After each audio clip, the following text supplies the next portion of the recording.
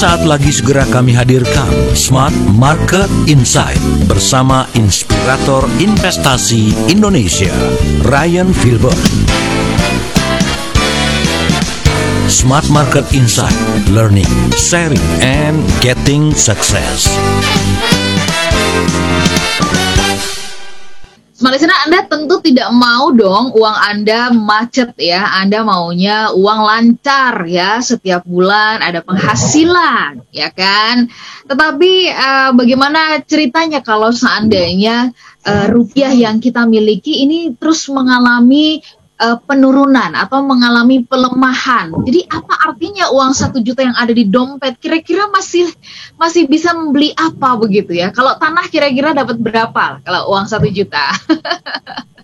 Selamat sore Smart Listener dan juga sahabat yang bergabung. Saya Lanur Lija, saya bersama-sama dengan Audrey Juwana ya. Kok Audi ya? Itu saya ingat mobil, merek mobil itu namanya ya, merek Audi mobil ya. Nah, saya juga bersama-sama dengan narasumber kita yang terus menginspirasi market Indonesia. Kita sapa Mas Ryan ya, Audrey ya. Selamat sore Mas Ryan. Ya, selamat sore Mbak Ola, selamat sore Mbak Audrey, dan juga selamat sore kepada Smart Listeners dimanapun Anda berada. Keuangan lancar ya, lancar banget pasti dong. Kan tadi udah bilang katanya harus lancar kayak jalan tol. Mbak Ola kan yang bilang kan. Pengennya gini, pengennya penghasilan kita selancar jalan tol ya Audrey ya. Nanti dulu, nah jalan tol mana dulu? Jalan tol Jakarta udah mulai macet Mbak Ola. Benar. Pengennya masuknya gampang, keluarnya agak-agak susah gitu ya, bisa kita rem ya. Nah, tapi gimana dong kalau terus mengalami pelemahan rupiah ini dalam beberapa pekan ini, Mas Ryan, pelemahan rupiah ini cukup mengkhawatirkan walaupun itu bukan kayak agak kabur dengan kondisi COVID-19 ini. Nah, di sore hari ini saya bersama dengan Audrey, Smart Listener akan menemani Anda berbincang bersama dengan Mas Ryan Filbert selama 1 jam ke depan dalam Smart Market Insight. Kami ingin membahas mengenai bagaimana memahami pelemahan rupiah dan dampaknya kepada pasar. Kalau Audrey sendiri sebelum kita ke Mas Ryan, ngerasa nggak sih rupiah itu melemah, atau buat Audrey, lancar-lancar aja, masih bisa pesan kopi, masih bisa pesan makanan gitu ya, nggak ada perubahan gitu dari abang ojek atau kayak gimana Audrey?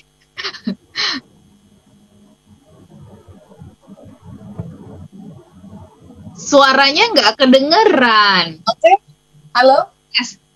Oke, kalau dari aku sendiri sih Ola ya, aku belum merasakan secara langsung nih kira-kira pelemahan rupiah ini ke sektor yang mana gitu ya. Tapi mungkin hari ini Mas Ryan bisa jelasin nih kira-kira apa aja yang berpengaruh dan dampaknya itu seperti apa gitu. Oke, nah Mas Ryan, boleh nggak dijelasin supaya nggak jadi berita yang kadang-kadang kan pelemahan rupiah nanti sampai abang ojek pun itu pusing gitu kan, wah rupiah melemah Mbak, nah loh. Terus dampaknya buat Anda apa begitu kan? Belum nanti kemudian heboh bikin pasar jadi agresif begitu. Nah, bagaimana kita memahami pelemahan rupiah itu dan faktor-faktornya? Mungkin di awal silakan Mas Ryan bisa share ke kami. Oke, iya, jadi gini Mbak Ola dan Mbak Audrey ya, serta Smart Listeners. Berbicara mengenai pelemahan rupiah, maka sebenarnya kalau kita selalu menggunakan mata uang kita sendiri, maka sebenarnya kita relatif tidak begitu terpengaruh dengan pelemahan nilai rupiah terhadap tentunya yang pertama adalah dolar itu sendiri. Dimana kalau kita selalu membeli makanan dalam satuan rupiah, dan dimana Indonesia itu kita tidak boleh menggunakan mata uang lain loh, karena ada aturannya dari Bank Indonesia, kita tidak boleh sehari-hari ini tiba-tiba dibayar pakai US dollar, itu sebenarnya tidak boleh. Kita harus menggunakan dan menerima dan membayar dalam bentuk mata uang rupiah. Dan kita melakukan dengan mata uang yang lain itu sebenarnya kita sudah melanggar hukum. Jadi itu adalah catatan yang pertama. Cuma ketika kita membeli barang-barang di dalam negeri yang ternyata barangnya itu datangnya dari luar negeri, efek dari rupiah yang melemah tentunya akan dirasakan dengan kenaikan harga barangnya. Iya dong, tadinya mungkin cuma 14.000, tiba-tiba jadi 14.500, itu kan tanda melemah kan. Nah, tiba-tiba harga barang yang sama kita harus bayar dengan nilai yang lebih mahal, Rp500. Itu kalau cuma dihitung dengan $1. Kalau dihitung dengan $10, sudah menjadi lebih mahal 5.000. Itu contoh sederhananya. Nah, sedangkan dalam kondisi lain sebenarnya kita bisa melihat sebuah mungkin ke arah psikologi di mana banyak orang yang dalam satuan waktu tertentu menukar rupiahnya menjadi dolar. Kita kan tahu ya, dalam ekonomi kita belajar pasti ada ekonomi dasar, namanya adalah hukum permintaan dan penawaran nih. Kalau misalnya dalam satuan waktu tertentu orang tiba-tiba membeli dolar dalam jumlah banyak, di mana orangnya bukan satu tapi menjadi orang-orang, maka kan secara otomatis kan berarti permintaan terhadap dolar meningkat. Berarti secara otomatis rupiahnya akan melemah. Nah, ini ada suatu pesan yang tersirat bahwa ada ketidakyakinan ataupun kebutuhan dalam dolar dalam jumlah banyak yang menyebabkan rupiah menjadi melemah. Misal, orang-orang tiba-tiba tidak percaya lagi dengan memegang rupiah, menukar menjadi dolar. Atau ternyata ada dalam satuan orang masyarakat ataupun dalam satuan waktu yang sama tiba-tiba membutuhkan untuk membayar hutang dalam dolar sehingga rupiahnya ditukar. Nah, banyak hal yang bisa kita baca terkait dari yang namanya pelemahan rupiah sendiri terhadap dolar. Satu adalah apakah memang kita sedang dalam kondisi market melihat bahwa kita tidak kondusif sehingga orang mengganti menjadi mata uang dolar, atau ternyata ada orang yang memang harus membayar hutang dalam US dollar, membeli barang dalam US dollar dalam satuan jumlah yang besar karena US dollar sebagai salah satu hard currency yaitu yang digunakan oleh masyarakat umum di dunia sebagai alat transaksi untuk bisnis. Itu banyak hal yang bisa kita baca. Jadi kalau misalnya ditanyakan Mas Ryan, kalau dengan orang-orang yang dalam kesehari-harian ini bekerja, apakah ada pengaruh? Sebenarnya nggak langsung terpengaruh, tapi tentunya akan terjadi suatu reaksi. Nah, reaksinya ini justru yang bisa berdampak buat kantong kita. Jadi di awal ini sebenarnya kita harus bisa memisahkan dulu nih, apakah kita adalah yang terdampak langsung. Umpama ya, saya dapat bayaran dalam bentuk dolar. Wah, itu langsung terdampak bagi saya. Gitu. Kenapa? Terdampak dengan kenaikan. Loh iya dong, kalau saya dibayar dengan dolar, saya makin happy kalau rupiah melemah. Gitu dong. Tapi kalau saya suruh bayar hutang dalam dolar, wah saya lebih sengsara, nikmat itu. Nikmat sengsara itu. Kenapa? Karena saya mesti bayar dalam jumlah dolar yang sama, tapi harus dengan rupiah yang lebih banyak. Gitu. Oke, Mas Ryan, kalau kita bicara mengenai faktor ya, sebenarnya selain tadi ya, kalau misalkan ada pembelian barang dari luar dan sebagainya, faktor yang kemudian paling sensitif kalau untuk pasar Indonesia itu sebenarnya apa? Ini kan yang seringkali kabur ya, dipahami nih gitu ya Audrey, kalau misalkan rupiah melemah udah pasti wah ekonomi bener kan, Indonesia mau resesi kan, bener kan, tuh kan dibilangnya juga apa kan, ada begitu kan Mas Ryan, dan ini yang membuat masyarakat tuh jadi semakin resah begitu. Tapi nanti kita bahas di sesi berikutnya, kita break dulu, smart listener dan juga sahabat yang bergabung. Kami mau tahu tentang pemahaman Anda tentang pelemahan rupiah ini. Anda apa yang Anda pahami, atau kalau Anda dengar rupiah melemah terhadap dolar begitu, itu yang ada di benak Anda itu apa? Misalkan harga bahan pokok langsung mahal gitu ya, atau kalau misalkan mau berinvestasi ini jadi susah atau jadi semakin mahal atau apa? Kami ingin tahu, silakan bebas saja Anda boleh berikan jawabannya ke 0812 11 12 959. Kami jeda sesaat dan tetaplah dalam Smart Market Insight.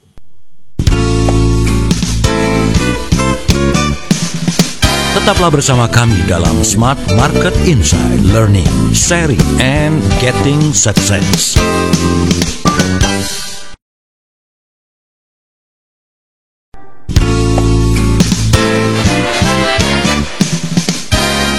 Kembali Anda ikuti Smart Market Insight bersama Ryan Filbert, inspirator investasi Indonesia.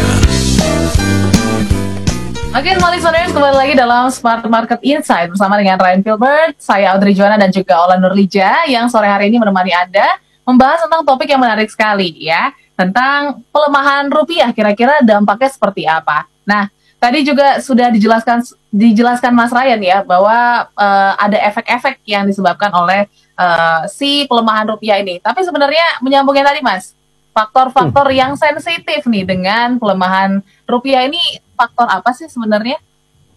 Ya, jadi kalau tadi kita di sesi pertama sempat saya bahas bahwa pelemahan rupiah ini biasanya ada yang paling besar adalah efek dari suatu anggapan negara kita yang melemah atau dianggap akan melemah, ataupun ada penguatan signifikan dari, ya tentunya karena kita berbicara dengan US dollar, tentunya penguatan signifikan terhadap dari negara Amerika sendiri. Jadi ada dua yang akan berimbang. Kalau misalnya dianggap yang namanya dari negara kita ini yang akan memburuk kondisinya, maka secara otomatis orang akan berlari untuk mencari mata uang yang lebih kuat, di mana mata uang yang lebih kuat pada saat ini ya yang dianggap hard currency di dunia ini kan masih diakui sebagai US dollar dan juga euro. Jadi pasti ada, pertama kali kemungkinan besar adalah psikologi. Kenapa? Karena suatu data-data yang sifatnya real itu kan belum akan dapat rilis dalam satuan waktu yang cepat kan.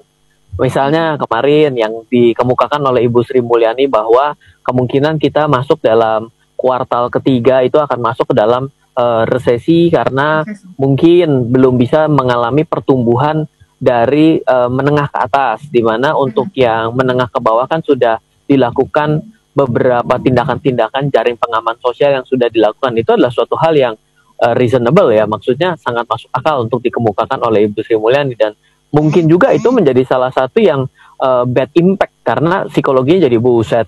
Ini Ibu Menteri aja udah ngomong begini, itu juga bisa menjadi suatu psikologi yang nggak bagus, benar nggak waktu dengar? Mungkin kira-kira tuh seperti itu yang pertama kali akan mempengaruhi kita. Mas Ryan, kalau tadi Audrey sudah tanya faktor yang sensitif gitu ya, dan Mas Ryan sempat sebut tentang anggapan kondisi ekonomi Indonesia. Bagaimana kemudian dengan sepak terjang ya pejabat-pejabat atau tokoh-tokoh publik di dunia internasional seperti Donald Trump begitu kemudian Amerika mengambil keputusan tertentu gitu ya, Donald Trump mengambil kebijakan tertentu, ini langsung kemudian nanti rupiah pengaruh dan sebagainya. Nah itu sebenarnya Mas, apa pengaruh kebijakan-kebijakan luar itu terhadap ekonomi? Mungkin secara luas lebih dalam lagi Mas Ren bisa jelaskan kepada Smart Listener. Iya, jadi tadi kita bicara lebih kepada internal kita ya. Tadi kan kita berbicara terhadap statement dari Ibu Sri Mulyani yang mungkin juga akan memberikan psikologi yang membuat kita jadi khawatir. Khawatir ini sudah satu nilai nih untuk yang bisa melemahkan. Karena akan dilanjutkan dengan suatu tindakan dong. Orang kan kalau khawatir akan dilakukan suatu tindakan. Tindakannya apa? Dengan cara membeli dolar sebanyak-banyaknya. Tiba-tiba dengan membeli emas sebanyak-banyaknya. Itu adalah suatu tindakan atas kekhawatiran. Nah, dari luar negeri ya, salah satunya ya statement-statement dari presiden paling fenomenal dari Amerika, yaitu Presiden Donald Trump. Ini tentunya akan berimpact juga. Di mana kita juga tahu bahwa Amerika sedang melakukan suatu, kalau dalam bahasa normalnya, dalam bahasa ekonominya mungkin disebut dengan quantitative easing. Artinya kebijakan uang dibagi-bagi ke masyarakat agar perekonomian di negara tersebut berjalan. Metode ini berhasil di 2008 dan pada hari ini juga kita melihat bahwa pasar modal Amerika itu begitu naik signifikan. Nah, kalau naik signifikan artinya kan ada orang yang membeli saham di Amerika. Berarti ada juga dong orang-orang dari Indonesia yang melihat bahwa view-nya bahwa negara kita lagi kurang bagus. Dia tahu bahwa ada quantitative easing, dia belajar cukup banyak bahwa di tahun 2008 ada kenaikan dari pasar Amerika setelah dihajar subprime mortgage crisis. Dia tiba-tiba pindahin investasinya, pindah ke sana, rupiah ditukar menjadi dolar. Ya udah, sekalian beneran ikutan melemah. Akibat apa? Akibat kebijakan dari Amerika juga, bukan hanya kebijakan dari dalam negeri. Jadi dalam berbicara mengenai keuangan gitu ya, kadang-kadang kalau ditarik ruwet, ini adalah bahasan yang ruwet nih Mbak Ola. Bagi pemula menangkap ini semua itu mungkin harus mesti di play 10 kali gitu ya untuk bisa menangkap itu semua. Tapi dasarnya sebenarnya yang ingin saya sampaikan bahwa kalau kita sebagai masyarakat yang mau mengamankan uang kita, at the end of the day kan kita sebenarnya mau mengamankan posisi uang yang ada di kantong kita. Bener gak sih Mbak Ola? Betul. Aman gak uangnya Audrey? Aman uang kamu? Aman. Aman. Nah, kalau yang di kantongnya aman Mas. Nah, hati-hati, belum tentu. Uang yang ada di kantong kita bisa menjadi tidak aman. Kenapa? Karena ketika kita belanjakan dengan barang, kita tidak mendapatkan barang yang kita inginkan yang sebelumnya kita miliki. Betul. Misal saya belanja makanan, tiba-tiba harga makanannya naik. Loh, kok makanannya naik? Ini kan emang dimasaknya di luar negeri. Enggak, Mas Ryan, enggak dimasak di luar negeri. Tapi bahan pokok makanan ini itu mesti import dari luar negeri. Oh, jadi terimpact tuh. Betul dong. Nah, jadi sebenarnya yang harus kita pahami adalah di kondisi hari ini kita tidak bisa selalu melulu aman nih uang saya dari kantong saya. Hati-hati loh. Ini nggak bisa selalu aman. Satu, dalam negeri bisa jadi melakukan suatu kebijakan, dari luar negeri melakukan sesuatu sehingga terjadi suatu perubahan peta permainan. Jadi hari ini yang harus dimainkan adalah kalau misalnya mau mengamankan uang, harus menurut saya adalah harus diwujudkan dengan benda-benda lain, dengan instrumen-instrumen lain. Bukan artinya saya mengajak seseorang untuk investasi, tapi mengajak seseorang untuk berpikir cermat bahwa hati-hati dengan uang ada di kantong mungkin seolah-olah tidak hilang. Tapi ketika kita belanjakan dengan barang yang kita inginkan, akibat pelemahan dari rupiah, bisa jadi dia tidak bisa dapat sepatu yang dia impikan loh. Karena barangnya dari luar negeri. Meskipun yang lucunya adalah industri sepatunya datang dari Tangerang. Tapi karena dikasih logo codet dicentangin, itu dikirim ke luar negeri, balik lagi ke Indonesia, harganya udah bisa berubah. Ya, dari 250 menjadi 2,5 juta begitu ya. Iya, artinya dari itu tadinya tidak mampu, sekarang menjadi tambah parah. Kenapa? Karena nilai uangnya itu bergeser. Uangnya masih sama, nilainya yang berubah. Ini yang penting loh, yang menjadi aware buat kita apa yang harus kita pikirkan bersama-sama terhadap uang yang ada di kantong kita yang seolah-olah lancar. Begitu ada suatu perubahan, bablas, hilang. Gitu. Okay. Mas Ryan, kalau dulu banyak yang mengatakan gini, wah zamannya ini nih, zamannya tokoh ini gitu ya, uang 10.000 saya bisa beliin tegu, telur dan sebagainya lah dan sebagainya begitu ya. Sekarang uang 1.000 itu hanya bisa dapat ini apa, gona itu cuman separuh kali atau ya kecil begitu. Nah, itukah kemudian yang salah satu gambaran ya bahwa rupiah nilainya semakin hari semakin turun begitu dalam penggunaannya atau kita belanjakan, Mas Ryan? Oh, oke. Kalau mau dibahas ke arah sana, maka saya harus coba bawakan seperti ini. Pertama, narasi itu tidak salah. Kalau dibandingkan di masa yang lalu, suatu nilai uang hari ini tidak lebih bernilai daripada masa yang lalu dengan nominal yang sama, itu nggak salah. Tapi sebenarnya kita harus tahu bahwa kenaikan harga barang-barang itu adalah mencirikan suatu pertumbuhan ekonomi. Oke. Sekarang kita mesti sepakat dulu nih. Diulang Mas Ryan, kenaikan harga barang-barang. Oke. Kenaikan harga barang-barang itu adalah suatu ciri dari pertumbuhan ekonomi. Apakah kita nggak happy? Nggak happy nih. Happy atau nggak kira-kira nih dengan kondisi yang namanya perekonomian bertumbuh? Harusnya happy dong. Yang namanya tumbuh, masa ada orang yang nggak happy atas pertumbuhan? Tapi kita harus tahu juga bahwa pertumbuhan ekonomi itu adalah salah satunya adalah karena kenaikan harga, kenaikan biaya juga dong. Betul. Misal contohnya, gini paling gampang deh, Mas Ryan saya nggak senang loh adanya inflasi. Oh oke, kalau nggak mau inflasi boleh, saya bilang. Kira-kira Bapak digaji nggak? Digaji. Oke, kalau gitu mulai tahun depan ada kebijakan bahwa seluruh kantor tidak boleh menaikkan, tidak perlu menaikkan gaji. Happy nggak? Nggak bisa dong Mas, saya harus naik gajinya. Lah, gaji yang dibayarkan oleh perusahaan kita akan menaikkan biaya dari produksi barang tersebut. Barang-barang diproduksi naik, mengalami kenaikan, dikonsumsi kembali oleh masyarakat, ya naik juga dong. Artinya kan harus ada kenaikan gaji. Pertumbuhan gaji orang suka, kenaikan harga barang orang nggak suka. Iya, berarti kan sebenarnya lucu dong. Mau yang sebagiannya ditolak. Iya. Iya kan? Nah, jadi nggak fair ya. Betul. Berarti kalau tuh Mas Ryan, pemahaman masyarakat atau kita sebagai orang awam aja deh tadi waktu penjelasannya Mas Ryan gitu kan, saya sama Audrey kan ngangguk-ngangguk nyatet gitu. Ya ampun, dalam itu ya. Jadi sama ini mohon maaf nih kita cuma belanja doang, tanya terima uang terus belanja Mas Ryan. Begitu diketahui rupiah melemah, waduh, gawat nih ekonomi mengalami resesi pada semua, Mas Ryan. Ya, jadi ada poin yang kita mau sampaikan. Lebih luas lagi penjelasannya. Betul. Begitu ya. Bahwa kenaikan harga atau yang menyebabkan kita tidak bisa membeli dengan nilai yang sama, itu sebenarnya bukan suatu hal yang buruk. Tapi kalau naiknya begitu signifikan, itu menjadi buruk. Dan jangan lupa, dan ketika turunnya signifikan juga buruk.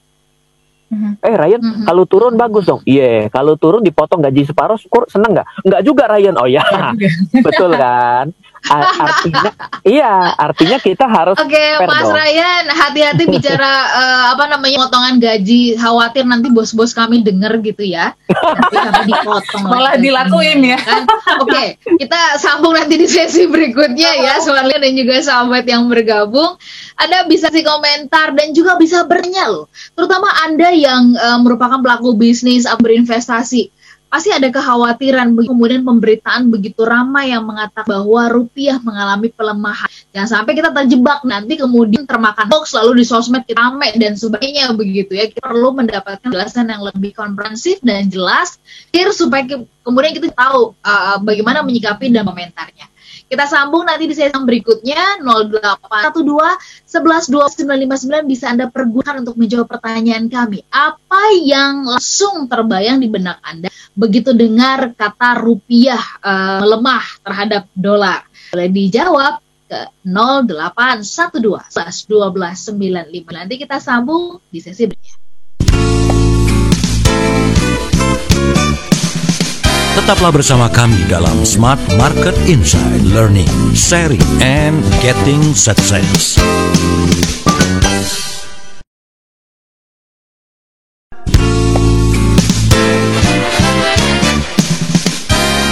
Kembali Anda ikuti Smart Market Insight bersama Ryan Filbert, inspirator investasi Indonesia. Terima kasih semua listeners, Anda masih bergabung bersama kami dalam Smart Market Insight ya. Dan pastinya kami tunggu respon Anda yang ingin menyampaikan respon atau mungkin pertanyaan. Hari ini silahkan di 0812 11 12 959 mengenai pelemahan rupiah. Anda bisa kirimkan sekarang juga. Nah, tadi kan sudah dijelaskan Mas Ryan ya mengenai pelemahan rupiah, faktornya seperti apa dan lain sebagainya. Nah, ini kita lebih mengerucut lagi ke sisi investor mungkin ya Mas Ryan.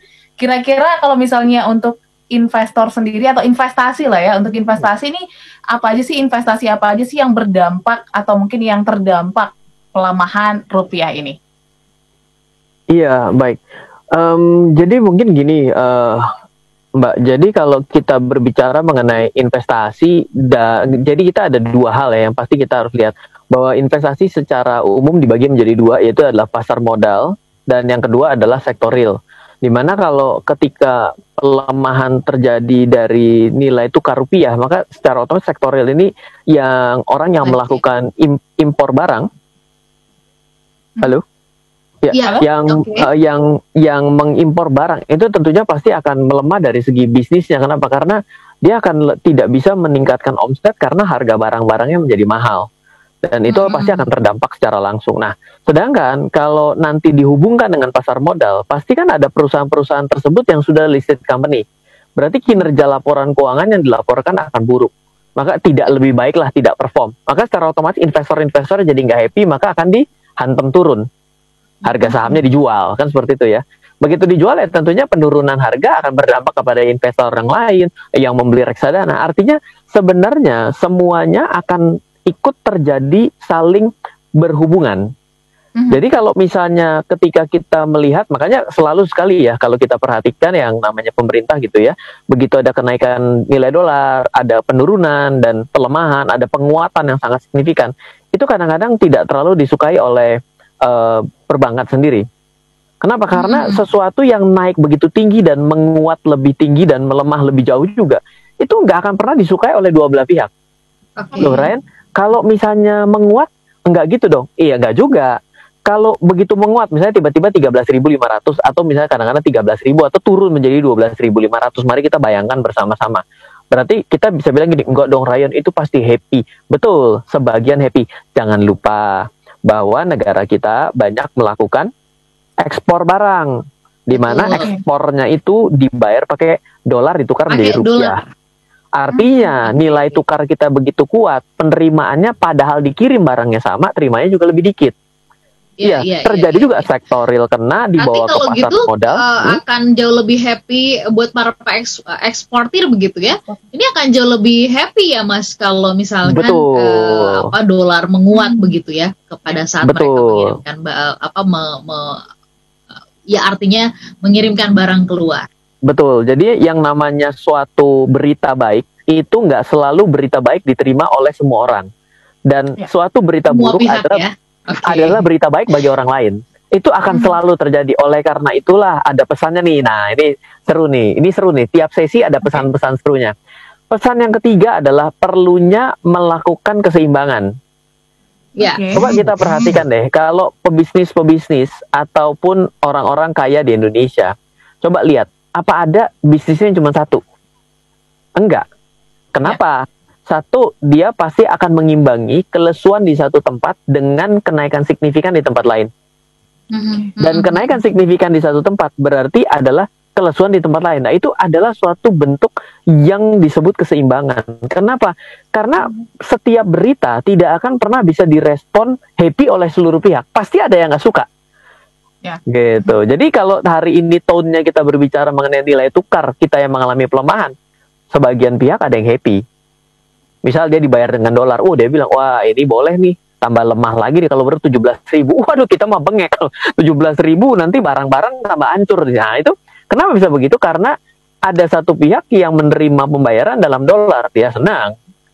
Tapi di satu pihak yang lain yang beli barang dalam dolar, keselnya luar biasa. Jadi perlu sekali menjaga keseimbangan baik keuangan dan baik kepada aset-aset investasi yang kita miliki. Oke. Oke, perlunya keseimbangan ya, Mas Ryan. Ya. Mas Ryan, kalau bicara tadi, Audrey menarik itu bahas soal mana kemudian dengan investor, para trader dan sebagainya. Nah, ini seringkali kemudian mengeluh-elukan pasar luar Indonesia, ya, seolah-olah kayak pasar Indonesia ini ya jauh lebih menarik pasar di luar ketimbang pasar di dalam, kira-kira begitu.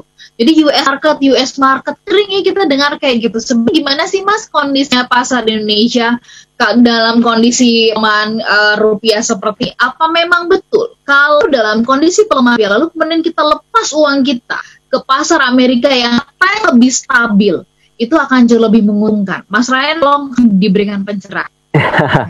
Jadi gini, bahwa sebenarnya kita hari ini benar-benar dalam posisi yang sama-sama belum punya antivirus, sama-sama melawan satu virus yang tidak kelihatan sedunia, sakitnya juga bisa sama, artinya semua menjadi equal treatment. Kalau dibilang Amerika adalah kondisi perekonomiannya baik, saya nggak tahu dia melihat dalam sudut pandang apa dan belajar ekonominya bagaimana gitu ya. Tapi bila saya salah mungkin dikoreksi, sebenarnya Amerika juga tidak bagus-bagus amat nih Mbak Ola dan juga Mbak Audrey dan juga smart listeners. Kenapa? Karena pertumbuhan ekonomi di Amerika dari 2008 dengan digelontorkan uang begitu banyak, tingkat pertumbuhannya juga tidak begitu happy banget. Justru adanya pertumbuhan ekonomi yang mengindikasikan akhirnya berani menaikkan suku bunga. Jadi kalau di Amerika tuh beda tuh sentimennya Mbak Ola dan juga Mbak Audrey. Kalau di sana itu naikin suku bunga setengah mati susahnya. Kalau di kita itu nurunin suku bunga begitu susah repotnya untuk dikaji berkali-kali. Beda penyakit gitu ya. Nah, jadi kalau di sana pertumbuhan suku bunga yang tidak bisa naik itu adalah ciri dari ekonomi yang tidak tumbuh. Nah, jadi di sana itu pertumbuhan ekonomi biasa-biasa saja. Tapi kalau ditanya pasar sahamnya, betul pasar saham di sana emang naiknya itu nggak sejalan dengan prinsip ekonomi makronya. Jadi makanya kalau saya bercandaan nih sama teman-teman yang cukup biasa mengenal dunia keuangan, ekonomi makro gitu, saya bilang bingung kan jadi analis. Kalau di sono berita negatif, sahamnya naik. Berita positif, sahamnya naik. Berita negatif, emasnya naik. Berita positif, emasnya pecah rekor. Bingung kan? Bisa resign jadi analis, saya bilang. Artinya begitu unpredictable move-nya akibat dari presidennya itu yang dia sampai ada memes ya, ada yang gambar gitu, dia bilang your technical analysis is not related with my tweets. Dia bilang jadi dia analisa teknikal Anda itu kalah sama saya punya satu kali nge-tweet, kurang ajar tulisannya kayak gitu. Jadi sebenarnya kalau dibilang Amerika adalah suatu kondisi yang begitu oke banget, saya nggak tahu. Menurut saya enggak.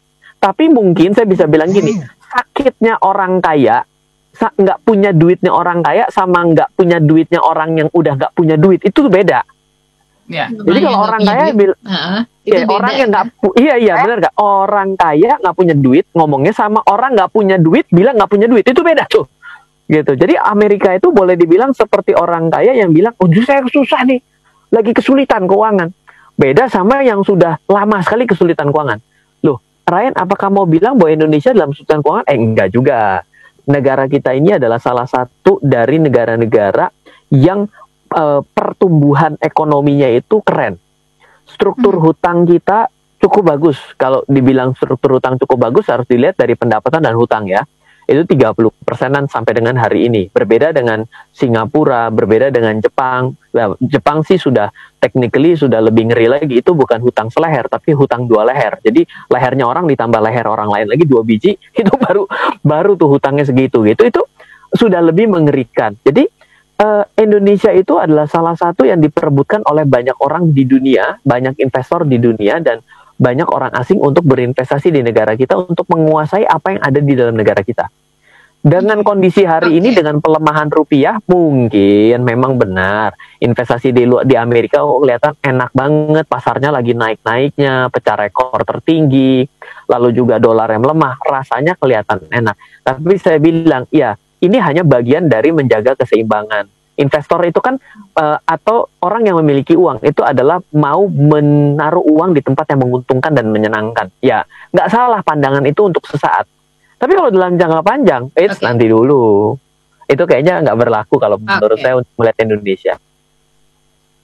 Oke, Mas Ryan, ada pertanyaan dari Puan Saiful ya yang ada di Balikpapan. Pertanyaannya ini katanya, Mas Ryan bagaimana memahami kan banyak di sosial media mengatakan efek dari leadership, efek dari pimpin suatu negara mempengaruhi atau tidaknya mata uang masuk di Indonesia. Itu benar sih pengaruhnya gitu ya, pemimpin negara terhadap pelemahan atau penguatan rupiah, Mas Ryan? Nanti kita bahas lebih lanjut. Pak Saiful sebentar, dan pertanyaan yang lain juga boleh. Anda boleh kasih komentar juga tentang apa yang Anda bayangkan ketika Anda mendengar pemberitaan di berbagai media elektronik, ya, kemudian ketika teman-teman saya membacakan berita rupiah melemah dan sebagainya, apa yang langsung terbayang di benak Anda? Jeda sesaat, tetap bersama dengan.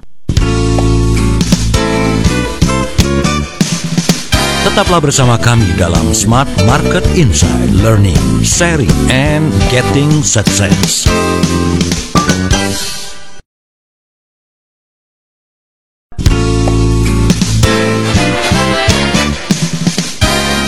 Kembali Anda ikuti Smart Market Insight bersama Ryan Filbert, inspirator investasi Indonesia. Malaysia sobat yang bergabung bicara tentang market Indonesia dan juga memahami market luar. Ternyata banyak banget faktor-faktor elemen-elemen yang kita mesti pahami. Salah satunya adalah soal kekuatan dari mata uang. Dan beberapa pekan ini rupiah terus mengalami pelemahan. Banyak yang kemudian sudah mulai mengatakan, nah ini efek pemimpinnya nih gitu ya. Ini yang ditanyakan oleh salah satu pendengar kita ya, Audrey ya, dari Pak Saiful Iwan di Balikpapan. Mas Ryan, bener nggak tuh ada efeknya? Kalau di Amerika gara-gara Donald Trump kayaknya dolar tuh makin terus menguat. Bagaimana dengan Indonesia, Mas Ryan? Ini yang menjadi pertanyaannya Pak Saiful Iwan di Balikpapan. Silahkan, bener nggak bahwa di Indonesia efek dari pimpinan itu pengaruh banget kepada kekuatan rupiah? Silahkan. Oke, baik. Sekarang saya mau coba menjawab bahwa karena dipimpin oleh Presiden Donald Trump, makanya dolarnya terus menguat, gitu ya. Sekarang coba kita bayangkan ya, di tahun krisis berapa, dari krisis mau di Indonesia ataupun krisis datangnya dari Amerika, dolarnya mengalami pelemahan. Coba sebutkan kapan. Misal kita sebut tahun 98 kita mengalami krisis. Itu datangnya dari luar negeri yang krisis atau Indonesia yang krisis? Jawabannya datangnya 98. Dari luar? Enggak, 98 loh, Mbak Ula. Oh, dari dalam betul. Dari dalam. Mental Itu adalah kita yang lemah. Iya, kita kena dari spekulasi, kita berusaha untuk menahan laju pelemahan rupiah akibat dibombardir terus oleh grupnya Soros. Itu akhirnya nggak kuat, cadangan devisa kita nggak bisa, hutang kita meledak, hancur babak belur, dolar mengalami penguatan hampir 20, kita mengalami pelemahan hampir 20.000 kalau nggak salah. Saya ingat banget pada saat itu kita punya inflasi gila-gilaan. Nah, itu saya kelas 6 SD. Tahun 2008 itu sekarang saya tanya, apakah kita krisis duluan atau Amerika yang krisis, kita ikut-ikutan krisis? Tahun 2008 Amerika 2008. krisis terus kita Amerika yang dikenal dengan subprime mortgage. Sekarang saya mau minta kita flashback. Pada tahun tersebut, kita melemah nggak? Nilai tukar kita menjadi lebih kuat karena Amerika yang jelek, atau tetap aja dolar mengalami kenaikan? Jawabannya adalah dolar tetap mengalami kenaikan di tahun 2008. Oke. Jadi dari dua studi kasus ini, saya bahwa sebutkan akibat dari apa yang menyebabkan akhirnya dolar melemah. Jawabannya nggak ada. Dolar selalu menguat. Mau krisis datang dari Amerika, mau datang dari Indonesia, jawabannya selalu sama. Mohon maaf, kabar buruk. Oke, satu nih. Nah, sekarang bagian yang kedua, saya akan coba. Ini saya mau coba menjawab ya. Saya tidak biasa untuk mengkritisi pemerintahan, tapi saya mau mencoba untuk memberikan suatu cara berpikir begini. Saya setuju bahwa pemimpin itu akan mempengaruhi hasil. Kenapa? Karena pemimpin yang jelek akan menghasilkan keputusan yang jelek. Tapi saya yakin sekali bahwa yang namanya kepemimpinan itu adalah hasil daripada pilihan rakyat secara mayoritas. Artinya misal kita boleh bilang, saya yang mau cari aman nih, kita bicara mengenai Presiden Donald Trump. Presiden Donald Trump tadinya tidak begitu jauh, tiba-tiba jadi terpilih. Lah, apakah pemerintah itu tidak dipilih oleh rakyat? Dipilih juga gitu ya. Nah, jadi kalau hanya yang membedakan adalah gaya kepemimpinan menurut saya.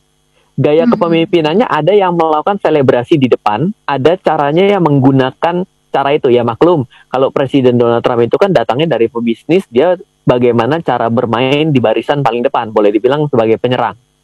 Tapi ada kayak misalnya seperti, saya boleh bilang ya, kalau dibilang bahwa Presiden kita, Bapak Presiden Joko Widodo ini lambat dalam penanggulangan terkait dengan krisis, bukan krisis lah, boleh dibilang suatu turbulensi keuangan pada saat ini juga dengan Ibu Sri Mulyani, saya justru malah melihatnya cepat. Kalau saya pribadi loh ya, saya melihat cepat. Satu, yang saya lihat cepat adalah dari respon terhadap Bank Indonesia, lalu juga dari apa yang dikoordinasikan. Saya bilang cukup cepat karena pertama Ibu Sri Mulyani itu sudah pernah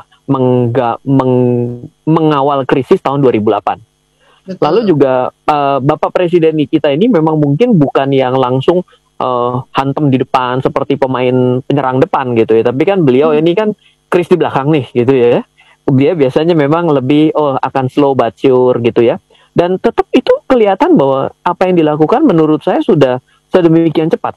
Kalau tidak cepat dan yang menariknya adalah saya melihat bahwa cepat dan ada sisi prudensial.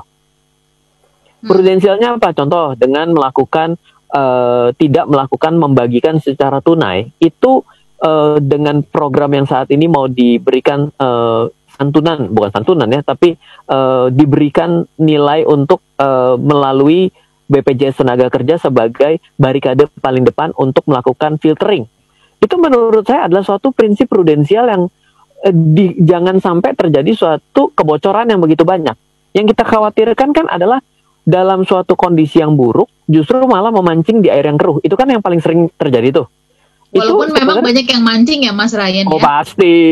Kan saya bilang, tiap krisis akan menghasilkan orang kaya baru. Datang dari kaya positif atau kaya yang negatif. Itu udah pasti. Udah pasti gitu. Nah, jadi saya bilang betul, saya setuju bahwa kepemimpinan itu penting, tapi kalau ternyata cara selebrasi gaya kepemimpinan ini yang mungkin kita kurang, ya itu udah selera, itu udah taste ya gitu ya. Jadi overall menurut saya sih, saya appreciate dengan apa yang hari ini sudah dialami Indonesia. Saya tetap katakan kita perlu melihat menjadi suatu hal yang baik dan mari kita coba dukung. Dan saya berharap juga bahwa kepemimpinannya itu bisa lebih tegas, lebih baik lagi, karena ada kepemimpinan juga yang biasanya terlambat dalam mengambil keputusan. Iya. Nah, ini justru yang lebih mengerikan gitu. Jadi saya kira ya. hal-hal seperti ini tuh baik kok untuk kita pelajari dan kita kawal juga bersama-sama. Ada Nando di Bekasi, mahasiswa ekonomi nih, pengen tanya, siap. bisa nggak diselesaikan ya pelemahan rupiah ini di misalnya ya BI gitu ya meng-create mencetak uang lebih banyak. Toh pada saat tanggal 17 kemarin juga mencetak uang yang nilainya Rp75.000 satu lembarnya. Oh iya, hari ini kalau kita sadari pasti yang namanya metode menggelontorkan uang ke masyarakat itu adalah salah satu metode untuk bisa menyelamatkan GDP kita. Kan kita sama-sama nih, karena mungkin Mas Nando juga sama, kita tahu bahwa ada government spending, ada consumer, ada investment, ada ekspor dan import sebagai bagian dari ramuan untuk menghasilkan GDP. Dan GDP growth ya pasti tentunya dari sana. Artinya kalau orang-orang kita ini hari ini tidak melakukan konsumsi, tidak melakukan spending, wah itu justru kan jadi bermasalah. Jadi ya memang hari ini semua sama-sama mencetak uang. Tapi pada satu batasan tertentu adalah suatu hal yang baik, tapi ada pada satu batasan tertentu itu tidak baik lagi. Sudah saatnya ditarik. Jadi so far sih menurut saya, ya dengan diberikan bantuan itu sebenarnya kan itu sebenarnya sedang mengenerate uang itu sendiri kan. Seperti itu. Oke. Saya sama Audrey menolak Mas Ryan kalau Mas Ryan kasih ya yang selembar Rp75 itu ya. Okay. Saya juga ngantri kemarin kagak dapat. Buat pelaku pasar, bisnis ya, pelaku UKM begitu.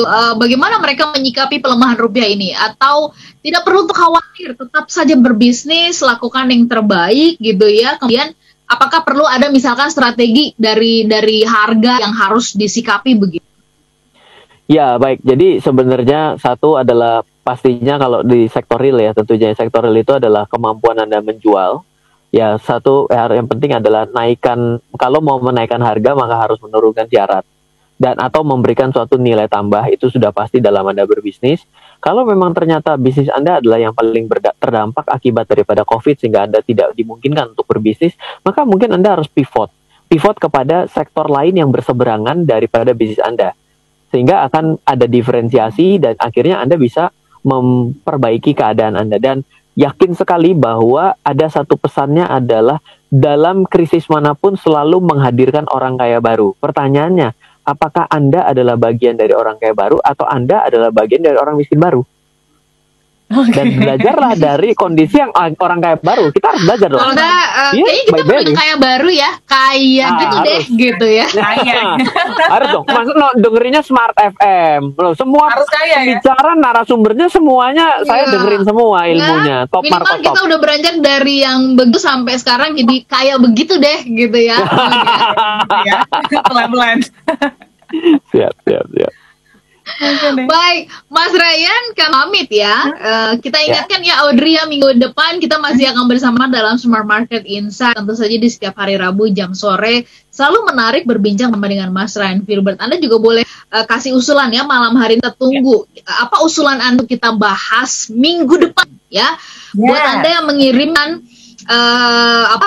WhatsApp ke kami, nanti kami akan pilih 2 orang untuk mendapatkan buku investasi dari Mas Ryan. Usulan topik Anda minggu depan untuk kita bahas dalam Smart Market Insight. Formatnya adalah ketik SMI ya, SMI kemudian spasi nama, spasi udah, spasi kota dan si usulan topik untuk minggu depan. Kalau Anda nggak usul, ya saya mau sama Audrey mau menentukan kan kita membahas soal hutang. Nah, kalau Anda punya usulan silakan dikirimkan 082 11 12 959. Kita tunggu ya. Pamit, saya Ola Nurlija. Saya Audrey Jona. Dan saya Ryan Filbert. Kami bertiga mengucapkan terima kasih, selamat malam, dan sampai jumpa. Dadah. Baru saja Anda simak Smart Market Insight bersama inspirator investasi Indonesia, Ryan Filbert. Smart Market Insight, learning, sharing, and getting success. Terima kasih dan sampai jumpa.